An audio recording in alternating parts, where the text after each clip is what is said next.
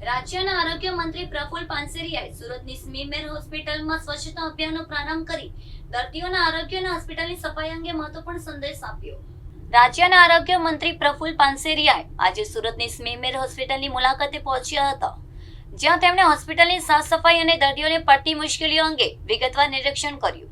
આ પ્રસંગે તેમની સાથે સુરતના mayor Mayaben Mavani, deputy mayor અને શાસક પક્ષના નેતાઓ પણ હાજર રહ્યા હતા. આરોગ્ય મંત્રી માત્ર નિરીક્ષણ પૂરતું ન રાખતા પોતે હાથમાં સફાઈના સાધનોને લઈને હોસ્પિટલમાં સફાઈ પણ કરી અને સ્વચ્છતાનો પ્રેરણાદાયક સંદેશ આપ્યો. હોસ્પિટલના સફાઈ કર્મીઓને કાર્યના બિરદાવતા તેમનું સન્માન પણ કરવામાં આવ્યું.